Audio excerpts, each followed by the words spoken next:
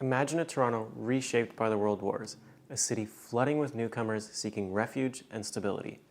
Nonprofit co-ops emerged as beacons of hope during this time and have been responsible for the saving of many lives during the income and health inequality that the World Wars brought to Toronto. Equity co-ops have created a sense of community for many who feel alone and helpless in such a large city.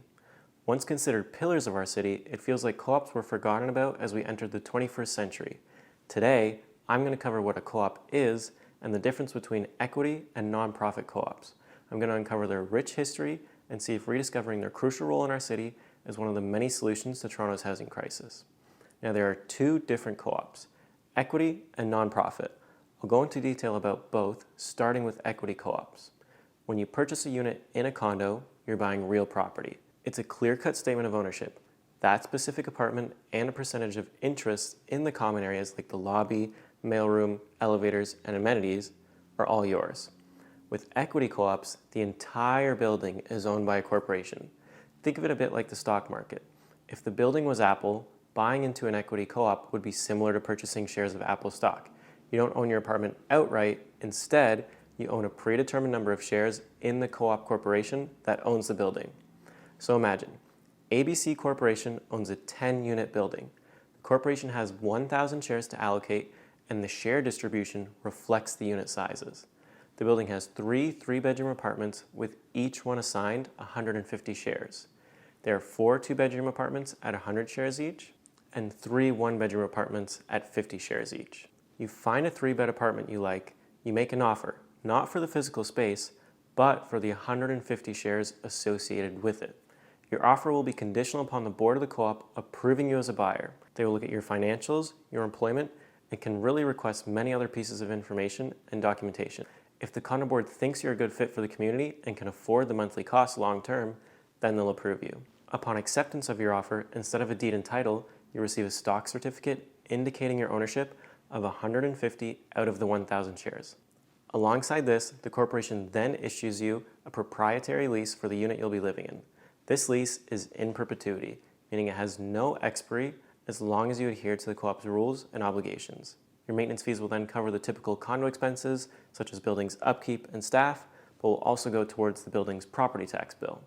The reason someone might prefer this over purchasing a condo is because you get the stability of ownership, but at the same time, a say in how the building is run, and a real community aspect comes along with that.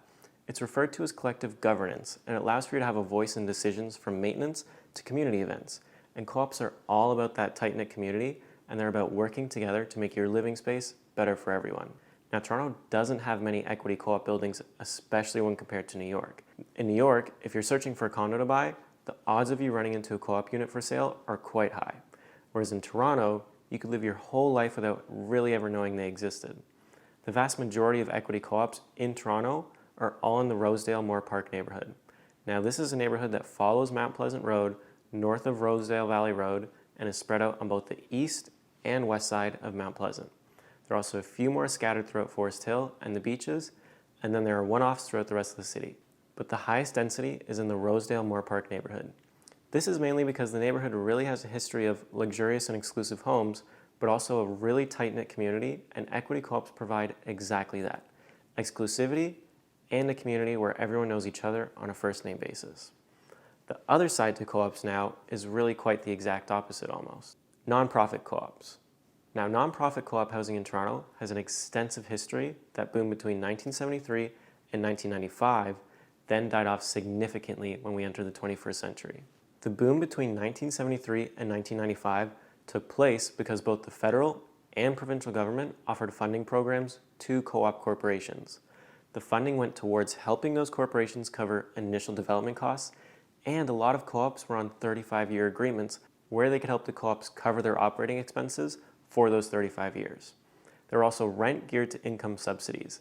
These subsidies made units affordable to low-income residents by paying the difference between what they could afford and the actual monthly cost of the unit. This government funding led to nearly 17,000 nonprofit co-op units being added to the city in those 2 decades alone, and only a handful more have been built since then. The history of many of these co-ops runs deep in Toronto. Some iconic nonprofit co-ops include Spruce Court in Cabbagetown and Bain Co-op in Riverdale. These 2 co-ops Both celebrated their 100th birthdays in 2013, and they are the pillars of community-oriented living. Now, nonprofit co-ops don't require you to buy into the corporation like equity co-ops do. Instead, these co-ops have monthly occupancy charges for the unit. These monthly costs make you a member of the co-op. Each and every member is then responsible for the co-op as a whole and must commit a minimum amount of their time each month to helping out the co-op. These nonprofit co-ops are meant to provide affordable housing, and they typically have an extensive waitlist, as once you become a member, you have security of tenure, meaning that you can live there for really as long as you follow the rules of the co-op and pay your monthly charge. Now, nonprofit co-ops aren't to be confused with affordable housing run by the City of Toronto. These nonprofit co-ops are independent organizations where members own their homes together as a community. The affordability aspect, as well as the ability to live there as long as you want, are what make nonprofit co-ops so unique.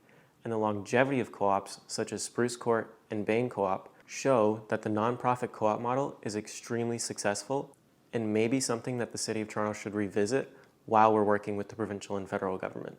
While there are many Torontonians who prefer to live anonymously, which is quite easy in a big city where you can live in a condo for many years and never speak a word to one of your hundreds of neighbors, co-ops require social participation, and as decent housing grows out of reach for many people, the revival of nonprofit co-ops can provide some relief that the city so desperately needs while bringing our community together. Canada's National Housing Plan, launched in 1973, is what led to the rapid development of these nonprofit co-ops, and the progress in major cities was so strong that the United Nations had recognized Canada's co-ops as a global best practice due to the low financial barriers to entry.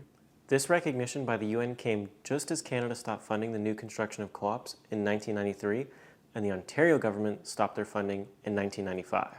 The revival of incentives like the one in that 2-decade time period could be the answer to Toronto's housing affordability crisis. If we look at the definition of affordable housing, it is where the monthly cost, inclusive of utilities, is less than or equal to the current average rent price in Toronto.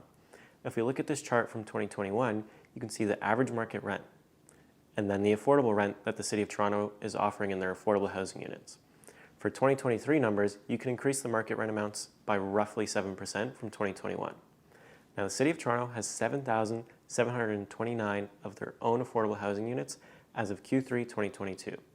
Compare those numbers to the nearly 17,000 nonprofit co-op units that were created over 2 decades, and the number of affordable housing units by the City of Toronto seems quite low. Many of the nonprofit co-ops are actually more affordable than the City of Toronto's own affordable housing units, which makes it impossible to not wonder why incentives haven't been reintroduced to add more affordable housing stock. The success of co-ops in the past, both in community building and providing affordable homes, highlights their potential in today's landscape. Equity co-ops provide a much-needed sense of community in a day and age where loneliness in our city is so prevalent. Nonprofit co-ops provide that sense of community along with the affordability aspect. With nearly 17,000 units added decades ago, imagine the impacts we could make now.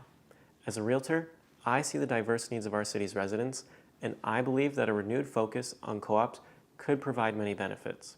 Let's explore these opportunities to make our city better for everyone. I hope you were able to learn something new. Make sure to share this with your friends and anyone who you think would enjoy this topic. If you have any questions, feel free to reach out. My contact info is all in the description below. As always, thanks for watching.